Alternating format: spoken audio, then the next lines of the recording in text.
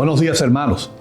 Que la paz del Señor y su amor en Cristo Jesús los bendiga enormemente durante esta mañana de septiembre 26 del año 2021. Hoy hablaremos del capítulo 5 del libro de Juan y nos enfocaremos en los primeros 17 versículos del mismo. La reflexión de hoy la he titulado Con fe o sin fe, y se trata del enfermo que se localizaba en el estanque de Bethesda, que quiere decir Casa de los Olivos. Antes de entrar en la reflexión, sería bueno que entráramos a orar a nuestro Padre Celestial. Bendecir hoy, Señor, tu nombre es nuestro anhelo. Alabar tu santidad es caminar hacia el camino de tu conocimiento. Nuestro canto es para aquel que hizo los cielos, para aquel que afirma las estrellas, la luna y el sol y sostiene el universo. Aún tus pensamientos, no siendo los míos, son maravillosos para nuestra alma, Señor. Guíanos en todo el camino eterno para la verdad de tu palabra. Oramos en el nombre poderoso de tu Hijo Jesús. Amén, amén y amén. Con fe o sin fe es la palabra de hoy.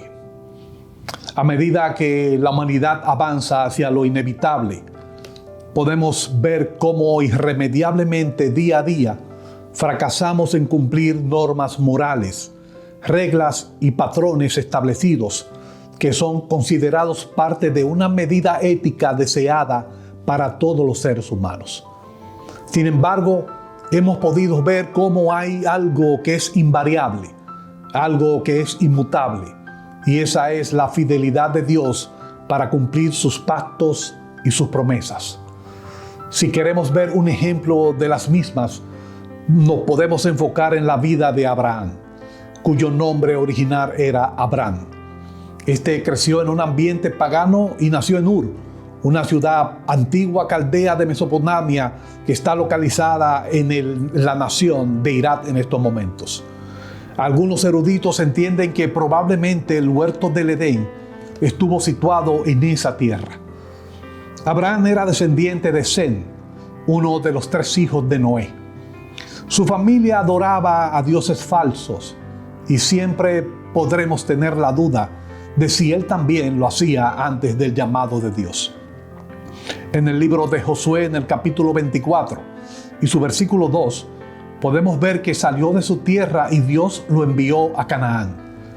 En el libro de Hebreos, en el capítulo 11 y su versículo 8, nos dice la palabra de Dios lo siguiente: por la fe, Abraham, siendo llamado, obedeció para salir al lugar que había de recibir como herencia, y salió sin saber a dónde iba. El vocablo griego utilizado para el verbo saber significa fijar la atención en algo o poner el pensamiento en algo. Abraham no solo sabía hacia dónde iba, sino que además no tenía garantía de lo que encontraría. Lo dejó todo por el llamado de Dios. Y en este momento usted se podría preguntar, ¿por qué aceptó esa proposición? La respuesta es porque él sabía que Dios era confiable, y no solo confiable. Él era fiel, es y seguirá siendo fiel con la humanidad. En el libro de Génesis, capítulo 22, y los versículos del 1 al 13, Abraham de nuevo confió en Dios. Anteriormente ya le habían comunicado promesas. En primer lugar, se le había dicho que haría de él una nación grande y le bendeciría. Engrandecería su nombre y él sería de bendición, como lo vemos en Génesis capítulo 2 y versículo 2. En Génesis capítulo 15, Dios les dijo estas palabras: yo soy tu escudo. Tu descendencia serán como las estrellas, las cuales ni siquiera puedes contar. Y le prometió heredar una tierra que ni siquiera él conocía. La palabra nos dice en el versículo 6 lo siguiente: y creyó a Jehová y le fue contado por justicia. Él creyó que Dios cumpliría las promesas de su pacto. Él sabía lo que debemos saber nosotros, que el Señor es confiable y fiel a su palabra.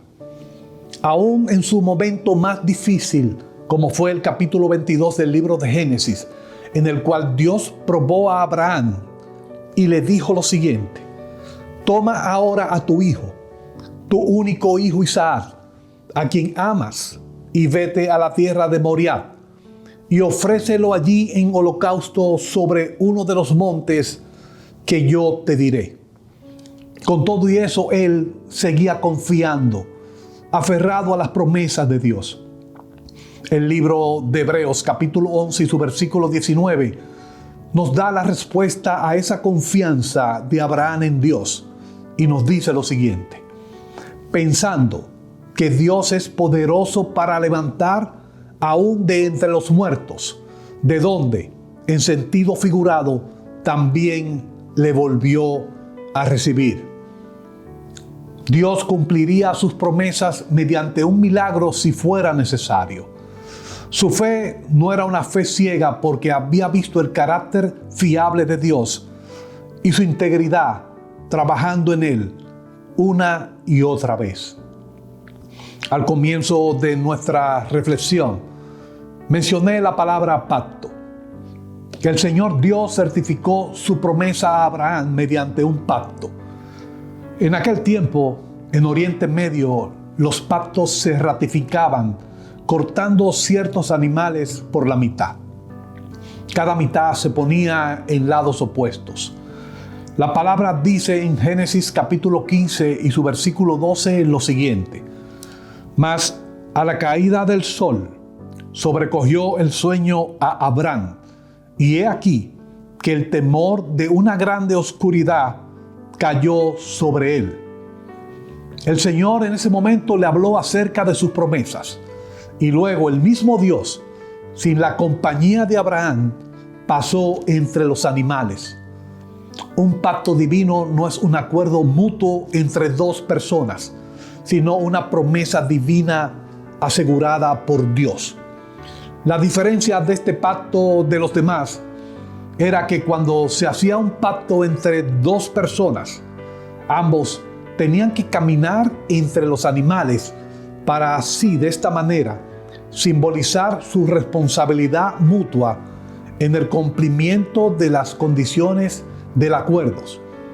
Y es como si alguien le dijera al otro que nos corten a ambos si no llegamos a cumplir nuestra parte del acuerdo. Abraham no participó en las condiciones, tampoco selló con su nombre el documento al final de la ceremonia que fue producida por el Señor Todopoderoso. Solo Dios caminó entre los animales divididos. Esto significaba que la responsabilidad total del pacto era de Dios. Fue parte del pacto solo para recibirlo Abraham, sirviendo de instrumento para el cumplimiento de las condiciones estipuladas por Dios para su pueblo en ese momento, y que sería el sinónimo de las condiciones para nosotros en este momento. Él creía en el plan eterno de Dios. Sabía que Dios era y es fiel para cumplir sus promesas. Solo Dios puede decir lo siguiente: Jehová de los ejércitos juró, diciendo ciertamente, se hará de la manera que lo he pensado, y será confirmado como lo he determinado, como lo dice el libro de Isaías, capítulo 14, y su versículo 24. Las promesas divinas son de Dios, no pertenecen a ninguno de nosotros. Una gran cantidad de eruditos entienden que el capítulo 5 de Juan debió haber sido el capítulo 6, y el capítulo 6 el capítulo 5, para que de esta manera se siguiera el orden cronológico de Jesús cuando estaba en la región de Galilea. Independientemente de esto, yo entiendo de que el capítulo 4 y el 5 nos brindan una excelente reflexión de lo que significa tener fe y no tener fe cuando Jesús obra en los milagros. En los versículos finales del capítulo 4 encontramos la historia de un oficial del rey, el cual vivía en la ciudad de Cafarnaúm, cuyo hijo estaba enfermo. Jesús había llegado de Judea a Galilea a esta ciudad. El oficial vino y le pidió a Jesús que descendiese para sanar a su hijo, el cual estaba a punto de morir. En ese momento Jesús lo probó y le dijo: si no vieras señales y prodigios, no creeréis. Sin embargo, el oficial le solicitó de nuevo: desciende antes que mi hijo muera. Jesús le dijo: entonces ve, tu hijo vive. Y el hombre creyó la palabra que Jesús le dijo y se fue. 35 kilómetros es la distancia que existe entre la ciudad de Capernaum a Galilea. Este noble caminó 35 kilómetros para encontrarse con Jesús y pedirle vehementemente que salvara la vida de su hijo. Solamente bastó su fe para que volviese de nuevo a caminar 35 kilómetros adicionales más de Galilea a Capernaum para poder encontrar que su hijo vivía. La palabra nos dice que creyó él con toda su casa. A diferencia, en el capítulo 5, Jesús estaba en Jerusalén participando de una fiesta de los judíos. Allí estaba el estanque de Betesda, el cual tiene 5 pórticos. Entre ellos había una multitud de enfermos, ciegos, cojos y paralíticos. Todos esperaban el movimiento del agua. Y allí había un hombre que hacía 38 años que estaba enfermo. Jesús le dijo: ¿quieres ser sano? Señor, le respondió el enfermo, no tengo quien me meta en el estanque para cuando se agite el agua, y entre tanto que yo voy, otro desciende antes que yo. Y Jesús le dijo: levántate, toma tu lecho y anda. Es interesante ver que en el versículo 11 de este mismo capítulo 5, cuando los judíos increpaban al enfermo que no era lícito el día de reposo llevar su lecho, él respondió: el que me sanó, él mismo me dijo, toma tu lecho y anda. Pero mucho más interesante es que en el versículo 13 de este mismo capítulo, la palabra de Dios nos dice lo siguiente: el que había sido sanado no sabía quién fuese, porque Jesús se había apartado de la gente que estaba en aquel lugar. Esta es la parte interesante de la reflexión y del por qué entiendo que estos 2 capítulos se unen independientemente, aún no fueran secuencias completas en la vida real de Jesús en Palestina. Él sanó a este enfermo, el cual en primer lugar no sabía quién era Jesús. En segundo lugar, ni siquiera tenía fe en él. A diferencia del noble que sí tuvo fe en Jesús en el capítulo 4. Entonces, Jesús como soberano actúa en las personas, ya sea que ésta tenga fe en él o que la misma no la tenga. Y esto es sencillamente asombroso para todos nosotros. Termino con lo siguiente. Cuando discernimos estos pasajes bíblicos, no hay nada más que quedarse uno con la boca y los ojos totalmente abiertos. Yo no sé si a usted también le pasará lo mismo. Siempre hemos visto y hemos oído que hay que tener fe para ser tratados con deferencia por Dios. Y no solo por Dios, por su Hijo también. Pero este personaje no tenía nada de esto. El enfermo solamente siguió su mandato: levántate y camina. Ustedes se preguntarán: ¿debería yo tener fe para que Jesús pueda curar todas mis condiciones, ya sean estas espirituales o mis condiciones carnales de seres humanos? De lo que estoy seguro es que la fe siempre es y será un regalo de Dios. Nunca podrá ser producida por las personas. La fe es la divina persuasión de Dios a nuestra conciencia. Y por lo tanto, diferente de la creencia humana de la confidencia. La fe siempre vendrá y a la vez envolverá la revelación de Dios. La fe siempre será necesaria para una verdadera relación con Dios.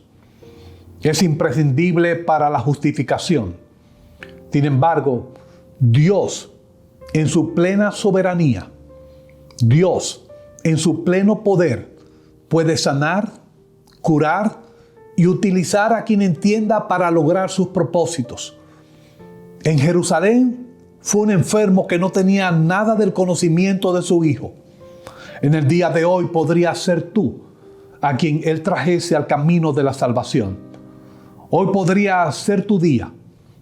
Puede ser tú a quien Dios, por medio de su Espíritu, le lleve al encuentro con aquel que es poderoso para salvar y darte vida eterna. En el capítulo de Juan, en su capítulo 5, nos muestra que Jesús va a intervenir en la vida de quien Él ha elegido. Dios dijo en una ocasión: tendré misericordia de quien tenga misericordia. La decisión siempre vendrá por la soberanía de Dios y no por la de nosotros. No es por lo que usted pueda correr o por sus obras. Siempre estará basada en el proceso soberano de su elección a su beneplácito. Él proveerá la curación de los pecados y la sanación de su alma. Entonces, usted se preguntará, ¿cuál es el propósito de la fe bíblica? ¿Qué hace la fe bíblica en nosotros? La fe no es que se haga la voluntad del hombre en el cielo, sino que se haga la voluntad de Dios en la tierra, así como en el cielo.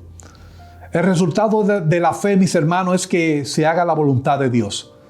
Y esta voluntad no es algo que debas hacer, sino algo que tienes la oportunidad de hacer.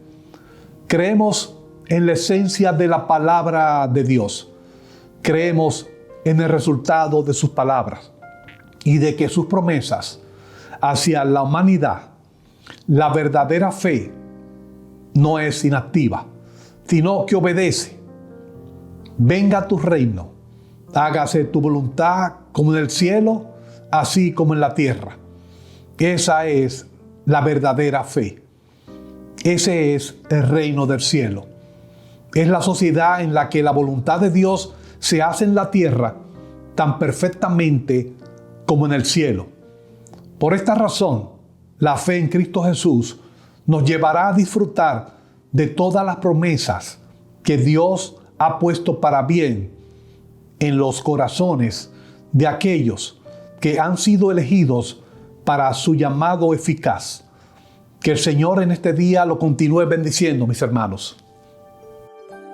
Es hora de alabar a Dios. Es hora de glorificarle. Es hora de decirle te amo. Es hora de invocar su nombre. Es hora de alabar a Dios. Es hora de glorificarle. Es hora de decirle te amo.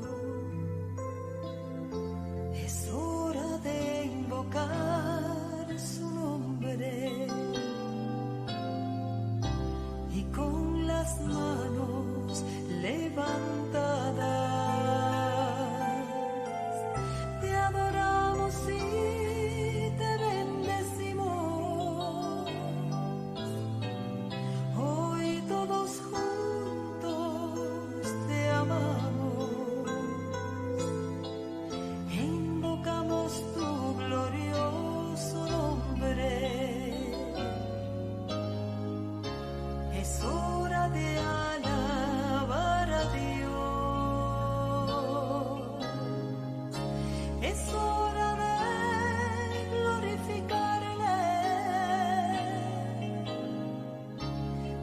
hora de decirle te amo. Es hora de invocar su nombre y con las manos levantadas te adoramos y te bendecimos. Hoy todos juntos te amamos e invocamos tu glorioso nombre. Es hora de alabar a Dios. Es hora de glorificarle. Es hora de